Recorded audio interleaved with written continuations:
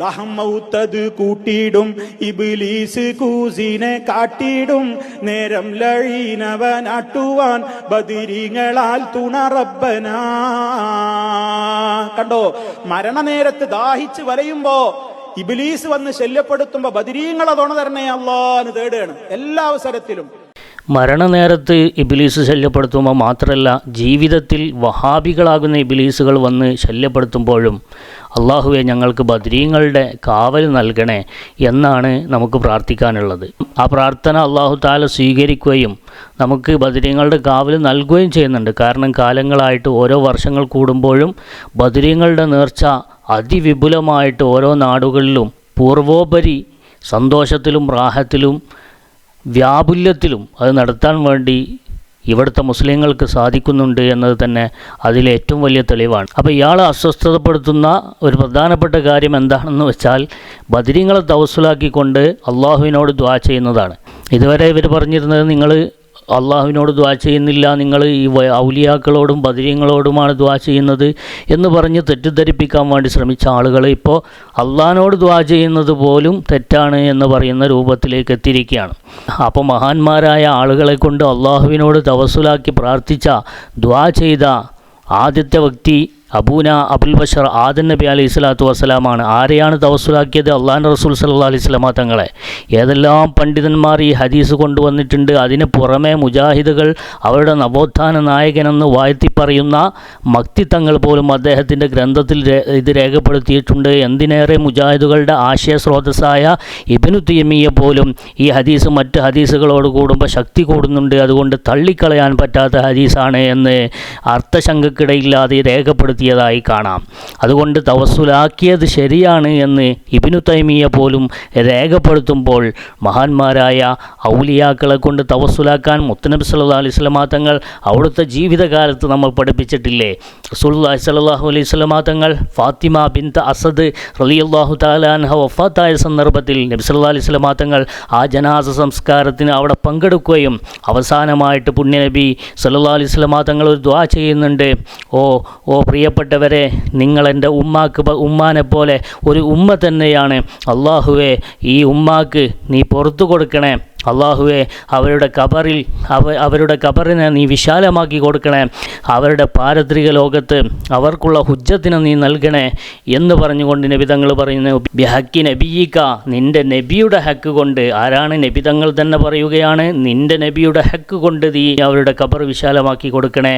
വൻ നബിയ്യീന മിൻ ഖബലി, എനിക്ക് മുമ്പ് വന്ന പ്രവാചകന്മാരുടെയും ഹക്ക് കൊണ്ട്, അവരുടെ ഹക്ക് കൊണ്ട്, അവരെ കൊണ്ട് നീ എന്താക്കണം? ഇവർക്ക് നാളെ പ്രതിസന്ധി ഘട്ടത്തിൽ അവർക്ക് നീ കാവലാകണേ എന്ന് പുണ്യനബി സല്ലല്ലാഹു അലൈഹി വസല്ലമ തങ്ങൾ പഠിപ്പിച്ച ഹദീസ് നിരവധി പണ്ഡിതന്മാർ അവരുടെ ഗ്രന്ഥങ്ങൾ രേഖപ്പെടുത്തിയതായി നമുക്ക് കാണാൻ സാധിക്കും. ഇമാം ഹൈസമി അദ്ദേഹത്തിൻ്റെ മജ്മഉ സവാഇദ് എന്ന ഗ്രന്ഥത്തിലും, മഹാനായ ഇമാം തൊബറാനി അദ്ദേഹത്തിൻ്റെ മുഅ്ജമുൽ ഔസത്തിലും, ഇമാം തൊബറാനി തന്നെ മുഅ്ജമുൽ കബീറിലും, ഇമാം അസ്ബഹാനി അദ്ദേഹത്തിൻ്റെ ഹില്യത്തുൽ ഔലിയ എന്ന ഗ്രന്ഥത്തിലും, കൻസുൽ ഉമ്മാൽ എന്ന ഗ്രന്ഥത്തിൽ അതിൻ്റെ മുസന്നിഫും, അതുപോലെ തന്നെ മഹ്മൂദ് സഈദ് എന്ന് പറയുന്ന പണ്ഡിതൻ അദ്ദേഹത്തിൻ്റെ റഫ്ഉൽ മനാറ എന്ന ഗ്രന്ഥത്തിലും, അതുപോലെ തന്നെ ഖവാറസ്മി അദ്ദേഹത്തിൻ്റെ മനാക്കിബിലുമൊക്കെ ഈ ഹദീസ് രേഖപ്പെടുത്തിയതായി കാണാൻ സാധിക്കും. മാത്രമാണോ സുഹൃത്തുക്കളെ, മഹാന്മാരായ ബദരീങ്ങളെ സ്മരിക്കുന്നിടത്ത് റഹ്മത്ത് ഇറങ്ങുമെന്ന് മഹാന്മാരായ പണ്ഡിതന്മാർ രേഖപ്പെടുത്തിയിട്ടില്ലേ? സ്വാലിഹീങ്ങളെ സ്മരിക്കുന്ന സ്ഥലത്ത് തന്നെ അള്ളാഹുവിൻ്റെ റഹ്മത്ത് ഇറങ്ങും. അതാണ് ബദരീങ്ങളെ അനുസ്മരിക്കുകയും അവരുടെ അവദാനങ്ങൾ പറയുകയും അവരെക്കുറിച്ച് പാടുകയും പറയുകയുമൊക്കെ ചെയ്യുന്ന മൗലിദിൻ്റെ സദസ്സുകൾ മുൻഗാമികൾ നമുക്ക് നിലനിർത്തി കാണിച്ചു തന്നത്. എന്താണ് മഹാനായ ഇമാം നവവി റളിയല്ലാഹു അൻഹു പറയുന്നത്? മഹാനായ അബ്ദുല്ലാഹി ഇബ്നുൽ മുബാറക് റളിയല്ലാഹു അൻഹുവിനെ കുറിച്ച് പറഞ്ഞിട്ട് മഹാനായ ഇമാം നവവി തഹദീബുൽ അസ്മാഇ വൽ ലുആത്തിൽ പറയുന്നു, അല്ലദീ തസ്തൻസിലുർ റഹ്മത്തു ബിദിക്രിഹി.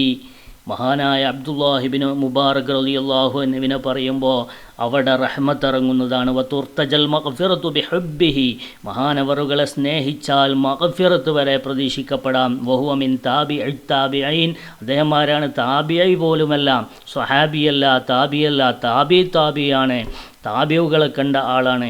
അങ്ങനത്തെ അബ്ദുല്ലാഹി ഇബ്നുൽ മുബാറക് തങ്ങളെ സ്മരിക്കുന്ന സ്ഥലത്ത് അള്ളാഹുവിൻ്റെ റഹ്മത്ത് ഇറങ്ങും എന്നുണ്ടെങ്കിൽ ഏറ്റവും വലിയ സ്വാലിഹീങ്ങളും സജ്ജനങ്ങളുമായ അള്ളാഹുവിൻ്റെ ബദരീങ്ങളെ സ്മരിക്കുന്ന സ്ഥലത്ത് അള്ളാഹുവിൻ്റെ റഹ്മത്ത് ഇറങ്ങില്ലേ?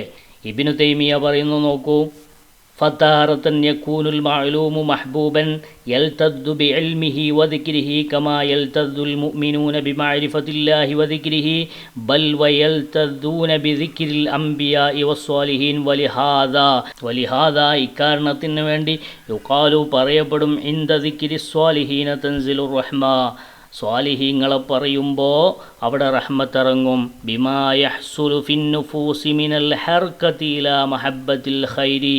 എന്താണ് ആ റഹ്മത്തിറങ്ങാനുള്ള കാരണം? എന്താണ് ആ റഹ്മത്തിറങ്ങാനുള്ള കാരണം?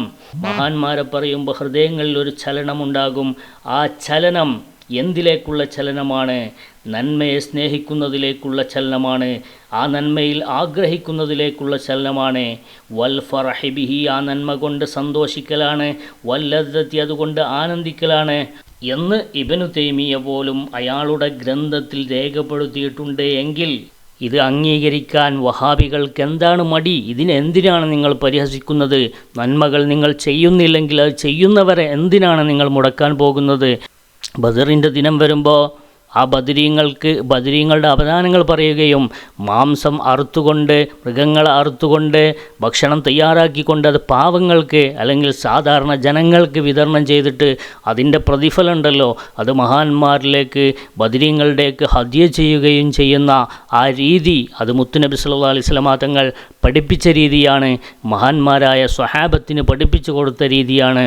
അതുകൊണ്ട് പ്രതിഫലം കിട്ടുമെന്ന് നബി സല്ലല്ലാഹു അലൈഹി വസല്ലം തങ്ങൾ പഠിപ്പിച്ച രീതിയാണ്. അതിനെ ചോദ്യം ചെയ്യുന്ന വഹാബികൾക്ക് ഇസ്ലാമിൽ യാതൊരു അടിസ്ഥാനവും ഇല്ല എന്ന് തന്നെ നാം മനസ്സിലാക്കണം. അള്ളാഹു ഇത്തരം ഷർറിൽ നിന്ന് നമുക്ക് കാത്തുരക്ഷിക്കട്ടെ. ആമീൻ. അസ്സലാമു അലൈക്കും വറഹ്മത്തുള്ളാഹി.